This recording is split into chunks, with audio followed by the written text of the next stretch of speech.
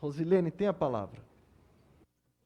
Bom dia, Israel. Quero cumprimentá-lo e, de certa forma, não só cumprimentá-lo, mas parabenizá-lo e agradecer, em nome de todos os trabalhadores e trabalhadoras da educação do Brasil, não só do Distrito Federal, pelo seu empenho, sua voz forte em defesa da educação, junto com outros parlamentares, mas que lamentar, que infelizmente não são tantos assim, né? Poderíamos ter muito mais parlamentares com esse mesmo compromisso. Então, precisamos de mais parlamentares com compromisso com a educação pública. Também agradecer aí a toda a sua equipe, todo mundo muito atencioso aqui conosco, e cumprimentar os demais parlamentares que estão nos acompanhando e cumprimentar toda a mesa na pessoa da reitora Márcia, que está enfrentando, junto com todos os outros, Instituto Federal, enfim. Na verdade, o que nós temos aqui hoje no nosso país é um projeto, sim, de desmonte, de ataque à educação pública. Isso tem sido a bandeira principal do atual governo, acho que isso é notório para qualquer um, né? Então, desde a educação infantil até a educação superior, não há nenhuma modalidade aí que possa se considerar fora desse pacote, desse projeto danoso para nosso país. Então, infelizmente, o Brasil anda na contramão do resto do mundo, né?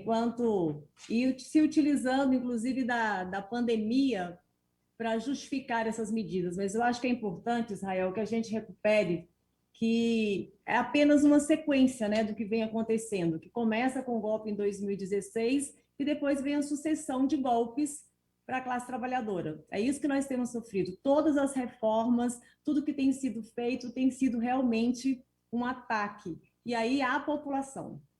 Mas eu acho que se hoje, de fato, nós tivéssemos um parlamento confiável no Brasil, nós nem precisaríamos mais, Israel, estarmos aqui preocupados com a PEC 32 ou outras medidas, mas especialmente a PEC 32, porque os últimos acontecimentos têm mostrado a importância que tem o serviço público, né? E principalmente aquilo que um dos pontos mais atacados e que existe uma ideia falsa colocada que se tornou senso comum de que a estabilidade é um privilégio nosso, né? E acho que fica cada dia mais evidente da importância, o quanto nós não podemos abrir mão disso.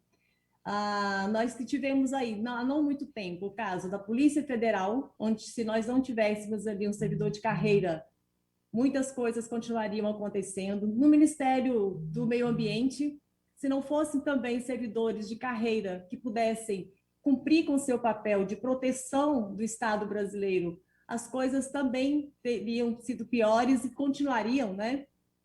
E agora, recentemente, o caso da saúde, com que nós estamos acompanhando aí na CPI da saúde, o que está acontecendo e porque se não fosse também um servidor de carreira, também parte da história não seria contada, né? E não teríamos o desmonte dessa farsa toda.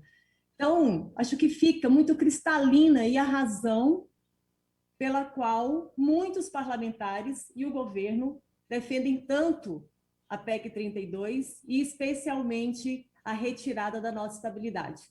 Então, acho que isso tem que ser muito debatido. A população precisa compreender que nós, de fato, somos quem defendemos e protegemos o Estado e o direito de cada cidadão e cada cidadã.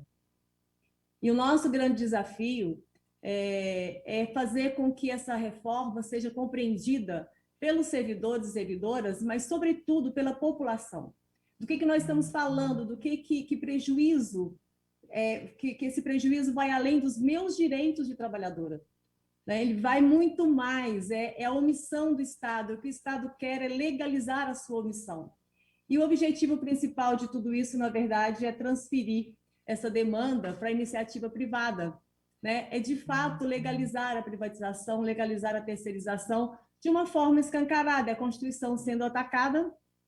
E aí, quando a gente fala aqui, que nós hoje estamos aqui falando pela educação, em nome da educação, mas eu também quero fazer um destaque, que é educação e saúde são as áreas que serão mais afetadas, porque nós somos as maiores áreas, né, os dois ramos maiores, e que a maioria também é ocupada por servidoras.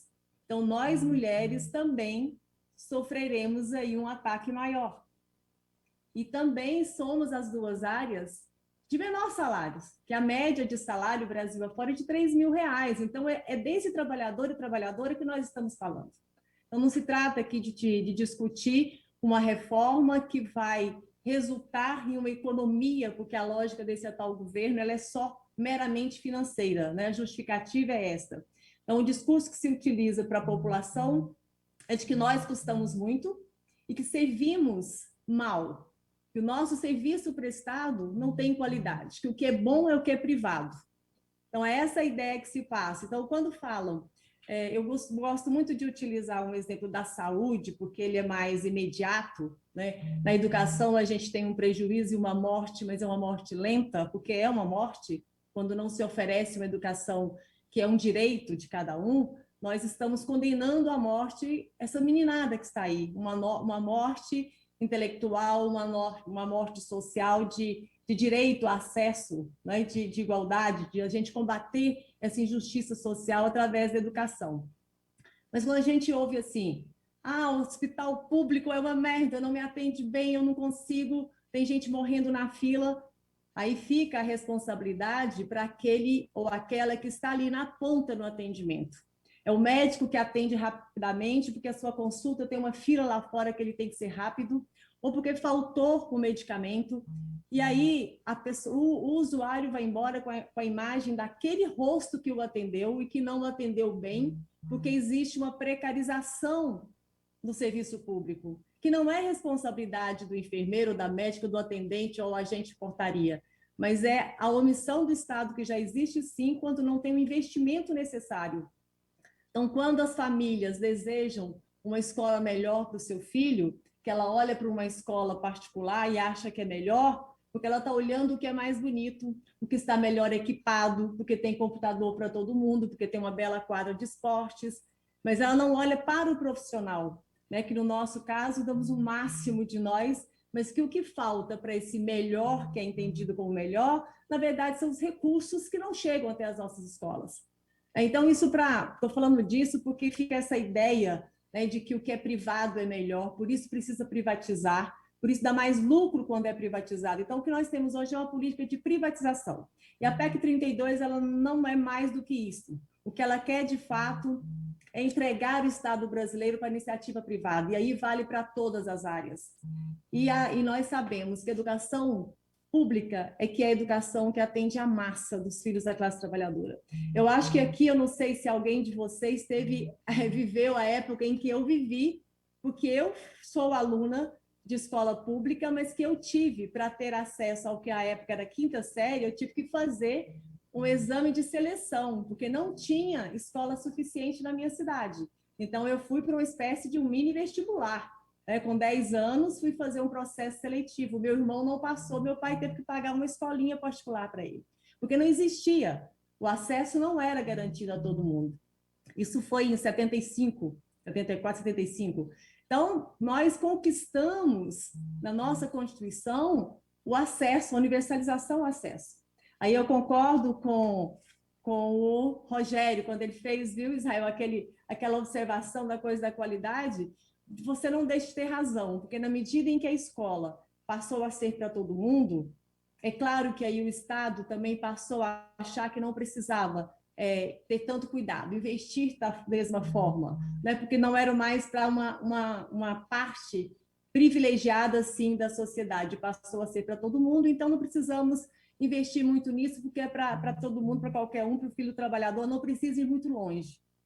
Então, essa é a realidade que a gente vive ainda da educação. Então, a PEC 32, ela precisa ser tema, e aí eu vou fazer aqui um apelo à Ilka, é bom me encontrar com ela aqui, que nós temos feito aqui no Simpro debates insistentemente com a nossa categoria, alertando sobre o risco da PEC 32 e também fazendo um apelo para que leve esse debate para dentro da sala de aula, para dentro da escola, ainda que a escola virtual.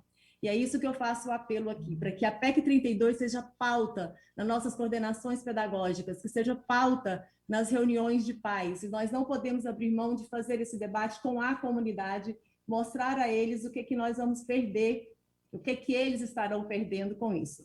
O meu tempo terminou e eu incluo realmente aqui, Israel, pedindo desculpas aos nossos indígenas que estão aí pertinho do Congresso e que foram recebidos da forma que foi na semana passada, com tiros, né? Que é isso? Com homens armados representando a segurança pública, mas atacando os povos indígenas que estão aqui lutando pelo seu direito, pelo aquilo que é seu espaço, seu território. Então, um pedido de desculpas aqui em nome dos professores e professoras do Distrito Federal aos povos indígenas que aqui estão e a minha solidariedade também às mais de 500 mil famílias que hoje sofrem a ausência de um ente querido levado pela pandemia, por ausência por pouca responsabilidade por parte do governo federal, sobretudo, e que a vacina chegue no braço de cada um e cada uma nesse país. Então, é vacina no braço, comida no prato para o povo brasileiro. Muito obrigada, Israel.